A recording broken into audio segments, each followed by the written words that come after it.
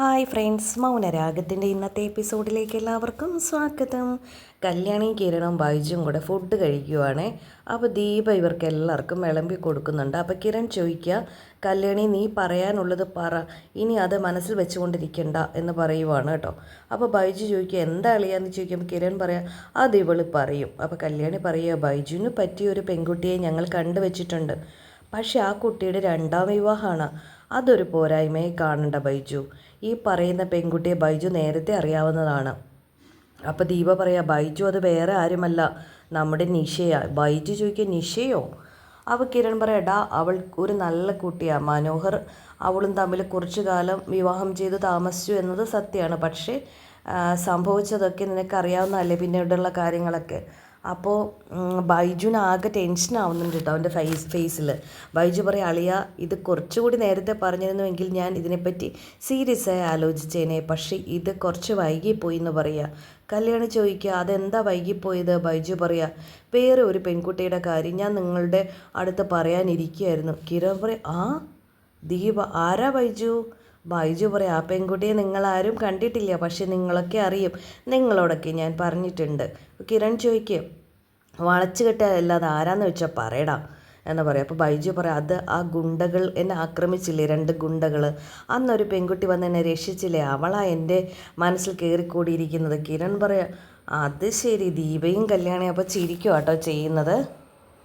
കല്യാണി പറയുക, ആ പെൺകുട്ടിയോട് ഇതേപ്പറ്റി പറഞ്ഞോ? ബൈജു അതൊക്കെ പറഞ്ഞു, അവൾക്ക് എന്നെ ഭയങ്കര ഇഷ്ടമാണ്. കല്യാണി, ഓഹോ ആഹാ കൊള്ളാലോ.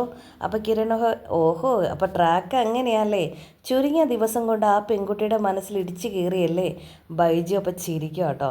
കിരൺ പറയാം, അവൾ 1-2 ഗുണ്ടകളെയൊക്കെ തല്ലി എന്നൊക്കെ പറഞ്ഞപ്പോൾ ഞാൻ വളരെ ബോൾഡായിട്ടുള്ളൊരു കുട്ടിയാണെന്നാണ് കരുതിയത്. ഇതിപ്പോൾ ബൈജു പറയാം, ആൾ ബോൾഡൊക്കെയാണ്, പക്ഷേ എന്തുകൊണ്ടോന്ന് അറിയില്ല അവൾക്ക് എന്നെ ഇഷ്ടപ്പെട്ടു. കല്യാണി, എന്താ ആ കുട്ടിയുടെ പേര്? ബൈജു, മീനാക്ഷി എന്നാ പേര്, ഞാൻ മീനു എന്നൊക്കെ വിളിക്കും. കിരൺ, ഓ മീനു, കാര്യങ്ങളൊക്കെ അവിടം വരെ എത്തിയല്ലേ, കൊള്ളാലോ. അപ്പോൾ കല്യാണി പറയാം, അപ്പോൾ ഞാൻ പറഞ്ഞതങ്ങ് മറന്നേക്ക്. അപ്പോൾ ഞങ്ങൾ ഇതേപ്പറ്റി നിഷയോട് സംസാരിക്കുകയൊന്നും ചെയ്തിട്ടില്ല.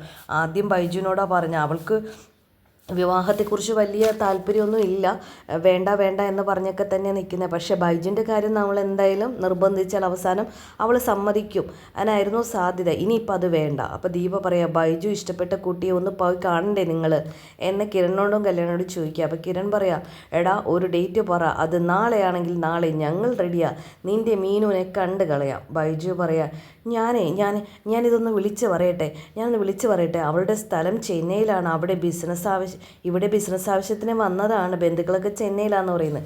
കിരൺ പറയാം, ആഹാ കാശുകാരിയാണല്ലോ, കല്യാണം കഴിഞ്ഞാൽ നീ ചെന്നൈക്ക് പോകുമോടാ എന്ന് കിരൺ ചോദിക്കുക. ബൈജു പറയാം, അതെന്ത് വർത്തമാനാളിയാ പറയണേ, ഞാൻ അളിയനെയും കല്യാണിയുടെ അമ്മയും വിട്ടിട്ട് എവിടെയെങ്കിലും പോവുമോ, അങ്ങനെ തോന്നണുണ്ടോ?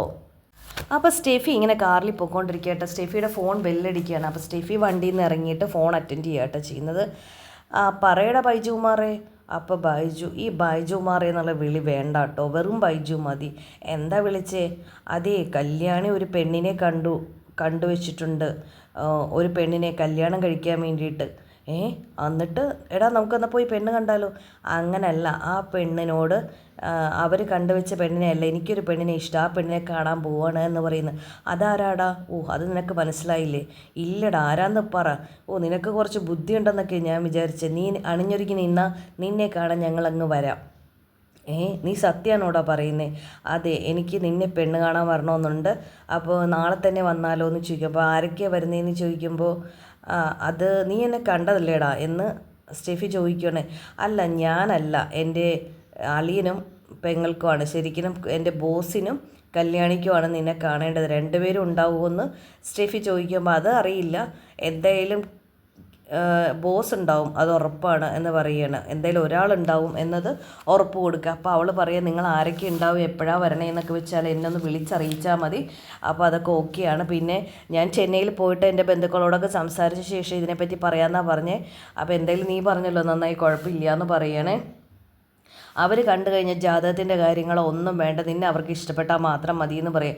അപ്പോൾ സ്റ്റെഫിയും പറയും എനിക്കും ജാതകത്തിലൊന്നും വലിയ വിശ്വാസമൊന്നും ഇല്ല, അപ്പോൾ നാളെ തന്നെ വരില്ലേ, ഉറപ്പല്ലേ എന്ന് ചോദിക്കും. പറയും ഉറപ്പ്, അപ്പോൾ ഒന്ന് വിളിച്ച് പറഞ്ഞാൽ മതി എന്ന് സ്റ്റെഫി പറയുവാണ് കേട്ടോ. അപ്പോൾ thank you so much Meenu, thank you എന്നൊക്കെ പറഞ്ഞിട്ട് നമ്മുടെ ബൈജു ഫോൺ വയ്ക്കുക കേട്ടോ ചെയ്യുന്നത്. അടുത്തതായി കാണിക്കുന്ന സ്റ്റെഫി ജയിലിലേക്ക് എത്തുന്ന കേട്ടോ. അപ്പോൾ സ്റ്റെഫി ജയിലിലെത്തിയിട്ട് ഈ വിവരങ്ങളൊക്കെ ഗംഗപ്രസാദിനെ അറിയിക്കാൻ വേണ്ടിയിട്ട് എത്തുന്നതാണ്. അപ്പോൾ ഗംഗയോടൊപ്പം ഒരു പോലീസുകാരനെ കേട്ടോ, അതിൽ ഗംഗ ഇവളുടെ അടുത്ത് വന്ന് സംസാരിക്കുക കേട്ടോ ചെയ്യുന്നത്. നാളെയാണ് ആ ദിവസം. ഗംഗയെ കിരണും കല്യാണിയും ഉണ്ടോ എന്നറിയില്ല, എന്തായാലും കിരൺ ഉറപ്പാണ്. അപ്പോൾ ഗംഗ പറയും ബുദ്ധിയും ശക്തിയും ഉള്ളവനാണ് കേട്ടോ കിരൺ, അപ്പോൾ അത് ശ്രദ്ധിക്കണം എന്ന് പറയുമ്പോൾ ബുദ്ധി ശക്തിയൊക്കെ ശരി തന്നെയാണ്, പക്ഷേ പിന്നെയും ഒരു ഇടടി കിട്ടിയത് തന്നെയാണ്. രണ്ടുപേരും ഉണ്ടാവുമെന്ന് അറിയത്തില്ല, എന്തായാലും കിരൺ ഉറപ്പായ കാര്യമാണെന്ന് പറയുകയാണ്. അപ്പോൾ എല്ലാ പഴുതുകളും അടച്ചിട്ടാണ് ഞാനെല്ലാം ചെയ്തിരിക്കുന്നത്. ഇപ്പോൾ സ്റ്റെഫി എന്നുള്ള പേര് പറയുവാണെങ്കിൽ അതെന്നെ വീട്ടിൽ വിളിക്കുന്ന പേരാണെന്ന് ഞാൻ ബൈജുവിനോട് പറഞ്ഞിട്ടുണ്ട്. അപ്പോൾ അവർ എന്തായാലും എന്നെ ഇത് വീട്ടിലെത്തുന്നവരെ അവരെന്നെക്കുറിച്ച് യാതൊരു അറിവും അവർക്ക് ഉണ്ടാവില്ല, അത് ഉറപ്പായ കാര്യമാണെന്ന് പറയുക കേട്ടോ ചെയ്യുന്നത്. നമ്മുടെ സ്റ്റെഫി ഗംഗയോട് പറയുവാണ്. അപ്പോൾ ഗംഗ ഇതെല്ലാം കേട്ടിട്ട് പറയുകയടി ഞാൻ ഇവിടെ നിന്ന് ഇറങ്ങുമോ എന്നത് ഒരുറപ്പുമില്ല, പിന്നെ ഏതെങ്കിലും സാഹചര്യത്തിൽ ഇറങ്ങാൻ പറ്റുമെന്ന് പോലും ഞാൻ ശ്രമിച്ചുകൊണ്ടിരിക്കുകയാണെന്ന് പറയുമ്പോൾ അവൾ പറയുക നമ്മൾ വിചാരിക്കുന്ന പോലെ ഈ കാര്യങ്ങളൊക്കെ നടന്നു കഴിഞ്ഞാൽ ഉറപ്പായിട്ടും നിന്നെ നല്ലൊരു വക്കീലൊക്കെ ഏൽപ്പിച്ചിട്ട് കേസ് നടത്തിയിട്ട് എന്തായാലും നിന്നെ പരോളിലെങ്കിലും ഇറക്കാനുള്ള സംഭവം ചെയ്യും. പരോളിൽ ഇറക്കി കഴിഞ്ഞാൽ പിന്നെ നിന്നെ ഒരു പോലീസിനും കണ്ടുകിട്ടാൻ പറ്റാത്ത രീതിയിൽ നിന്നെ ഞാൻ ഒളിപ്പിക്കും എന്നൊക്കെ പറയുകയാണ്. നമ്മൾ ഒന്നിച്ചുള്ളൊരു നല്ല ജീവിതത്തിന് വേണ്ടിയിട്ടാണ് ഞാൻ ഈ റിസ്ക് ഒക്കെ എടുക്കുന്നതെന്നൊക്കെ അവൾ പറയുകട്ടോ ചെയ്യുന്നത്. അപ്പോൾ അത് അവനും അറിയാം, കാരണം അവന് വേണ്ടിയിട്ട് അവൾ ഇതൊക്കെ ചെയ്യുന്നതെന്നും അവൾക്കും മനസ്സിലാവുന്നുണ്ട്. എന്തായാലും നമുക്ക് വരുന്നിടത്ത് വെച്ച് കാണാം. ഉറപ്പായിട്ടും നാളെ നല്ലൊരു വാർത്തയുമായിട്ടായിരിക്കും. അപ്പോൾ അന്നേരം അവൻ ചോദിക്കും ഇത് നീ എന്താ സംഭവിച്ചെന്ന് പറയാൻ വരുമോ എന്ന് ചോദിക്കുമ്പോൾ അവൾ പറയാം അത് വരാൻ പറ്റുമെന്നൊന്നും അറിയത്തില്ല, ചിലപ്പോൾ ഞാൻ ഒളിവിൽ പോകേണ്ടി വരും, എങ്കിലും പറ്റുന്ന അത്രയും നിന്നെ കാണാൻ വേണ്ടിയിട്ട് ഞാൻ ശ്രമിക്കാമെന്ന് പറയുവാണേ. ബൈജുൻ എന്തായാലും ഒരു ജീവിതം ഉണ്ടാക്കാൻ വേണ്ടിയിട്ട് കിരണായാലും കല്യാണിയായാലും ആര് വന്നാലും കുഴപ്പമില്ല, അവർക്ക് ഉറപ്പായിട്ടും അവരുടെ കാര്യത്തിലൊരു തീരുമാനം ഉണ്ടാക്കിക്കോടും, അവർ ചതിക്കപ്പെടും. പിന്നെ ആരൊക്കെ വരുന്നതെന്ന് കൃത്യമായി അറിയാൻ പാടില്ലാത്തത് കൊണ്ട് കുഴപ്പമില്ല. എന്തായാലും നമുക്ക് രണ്ടാൾക്കും ക്രിമിനൽ പശ്ചാത്തലമുള്ളവരല്ലേ, എന്തായാലും നാളെ കൊണ്ട് കിരൺ ഫിനിഷാവും, കൂട്ടത്തിൽ കല്യാണിയും കഷ്ടകാലം ആയിരിക്കും എന്നൊക്കെ പറയണം കേട്ടോ. എന്നിട്ട് ശരി നാളെ കൊണ്ട് കിരൺ ഫിനിഷാകുമെന്ന് നമ്മുടെ ഗംഗ സ്റ്റെഫിയെ കണ്ടതിന് ശേഷം വന്നിട്ട് രാഹുലിനോടും മനോഹറിനോടും വിക്രത്തിനോടൊക്കെ പറയും കേട്ടോ. അപ്പോൾ അവർക്കെല്ലാവർക്കും ഭയങ്കര സന്തോഷത്തിൽ നിൽക്കുവാണ് കേട്ടോ. അപ്പോൾ രാഹുൽ പറയാം അത് ആമയുടെ എന്തുപോലുള്ളതാണ് കേട്ടോ കല്യാണി എന്ന് പറയുന്നത്, ശരിക്കും ആയുസ് അങ്ങനെയാണ്, ആമയെപ്പോലെയാണ്, അതുകൊണ്ട് കല്യാണിയുടെ കാര്യം. അപ്പം മനോഹർ പറയും എൻ്റെ അഭിപ്രായം പറയുകയാണെങ്കിൽ കിരണിൻ്റെ ഒപ്പം കല്യാണി എപ്പോൾ കൂടിയോ അതിന് ശേഷം കിരണിൻ്റെ ശക്തി ഇരട്ടിയായിട്ടുണ്ടാവും, അതുകൊണ്ട് അവരുടെ കാര്യത്തിൽ ഇടപെടാതെ നിങ്ങൾ നിൽക്കുന്നതാണ് എപ്പോഴും ബെറ്റർ എന്ന് പറയുമ്പോൾ നീ ഇതിൽ ഇടപെടണ്ടടാ എന്നൊക്കെ പറഞ്ഞിട്ട് നമ്മുടെ ഗംഗ മനോഹറിനെ വഴക്കിടുക കേട്ടോ ചെയ്യുന്നത്. എന്നിട്ട് പിന്നെ എന്തായാലും കല്യാണി കിരണും തമ്മിലുള്ള മനോഹറിനും പറയുന്നത് അവരുടെ ആയുസ് കൂടുമെന്നാണ്. രാഹുൽ പറയുകയാണ് ഇവനെ കൊല്ലണ്ടടാ, ഇവനെ അല്ല ഇപ്പോൾ കൊല്ലേണ്ടത്, സ്റ്റെഫി മിടിക്കുക, അവൾ എന്തായാലും ഉറപ്പായിട്ടും പിന്നെ അവരെ വകവരുത്തുമെന്ന് പറയുവാണ് നമ്മുടെ ഗംഗ. അപ്പോൾ നമ്മുടെ വിക്രം പറയണേ ഈ മനുവേട്ടൻ ഇപ്പോഴായി പിന്നെ പള്ളിയിലച്ഛൻ്റെ ഒരു അവസ്ഥയാണല്ലോ എന്നൊക്കെ പറഞ്ഞിട്ട് അവരിങ്ങനെ പിരിയുവാണ് കേട്ടോ. പിന്നെ കാണിക്കുന്ന കല്യാണി ഇങ്ങനെ കട്ടിലിരുന്നിട്ട് ഫോൺ വിളിക്കുകയാണ് കേട്ടോ. ഫോണിൽ വിളിച്ചിട്ട് കിട്ടുന്നില്ല, പിന്നെയും വിളിക്കുന്നത്. അപ്പോൾ കിരൺ വന്ന് അടുത്ത് കിടക്കാൻ പോവുക കേട്ടോ. അപ്പോൾ എന്താ കല്യാണി എന്ന് ചോദിക്കുമ്പോൾ ഞാൻ ആ സ്റ്റെഫിയെ വിളിക്കുമായിരുന്നു, അവരെ ബെല്ലടിക്കുന്നുണ്ട് എടുക്കുന്നില്ല, എന്താണെന്നറിയില്ല, കാരണം അവർ വന്ന സമയത്ത് ഞങ്ങൾ പ്രോപ്പർട്ടി കാണാൻ പോയ സമയത്താണ് വിക്രം അങ്ങനെ അറ്റാക്ക് ചെയ്യാൻ വന്നത്, അതൊക്കെ എൻ്റെ മനസ്സിൽ എപ്പോഴും ഒരു സംശയമായിട്ട് കിടക്കുന്നുണ്ട്. അപ്പോൾ കിരൺ ഇങ്ങനെ ചിന്തിച്ചെടുത്തിട്ട് പറയാം അത് കുഴപ്പമൊന്നുമില്ല, നമുക്ക് എന്തായാലും നോക്കാം, അവരുടെ ആവശ്യമല്ല, അവർക്കല്ലേ നമ്മുടെ അവരുടെ പ്രോപ്പർട്ടിയിൽ എന്തെങ്കിലുമൊക്കെ ചെയ്യണമെന്ന് നോക്കാം, നമുക്കത് എന്തായാലും പിന്നീട് ചിന്തിക്കാം, എനിക്ക് നാളെ ബൈജുവിൻ്റെ ഒപ്പം പോവേണ്ടതാണെന്നൊക്കെ പറഞ്ഞിട്ട് രണ്ടുപേരും ഇങ്ങനെ ഭയങ്കര റൊമാൻറ്റിക് ആയിട്ടിരിക്കുന്ന ഒരവസ്ഥയിലാണ് ഇന്നത്തെ എപ്പിസോഡ് അവസാനിക്കുന്നത്. അപ്പോൾ നാളെ എന്തായാലും എന്തൊക്കെയെങ്കിലുമൊക്കെ സംഭവിക്കും, എന്തായാലും കിരണ് കൊല്ലപ്പെടില്ല എന്ന് നമുക്ക് വിശ്വസിക്കാം. അത് സ്റ്റെഫിയെ കാണുമ്പോൾ കിരണെല്ലാം മനസ്സിലാവുമോ അതോ അതിന് മുന്നേ എല്ലാം അറിയാനുള്ള സാഹചര്യങ്ങളൊക്കെ ഉണ്ടാവും, എന്തായാലും കാത്തിരുന്ന് കാണേണ്ടിയിരിക്കുന്നു. അപ്പോൾ വീഡിയോ ഇഷ്ടപ്പെട്ട എല്ലാ കൂട്ടരും ലൈക്ക് ചെയ്യുക, ഷെയർ ചെയ്യുക, സബ്സ്ക്രൈബ് ചെയ്യുക. അപ്പോൾ അടുത്ത വീഡിയോയിൽ കാണാൻ എല്ലാവർക്കും ബൈ ബൈ.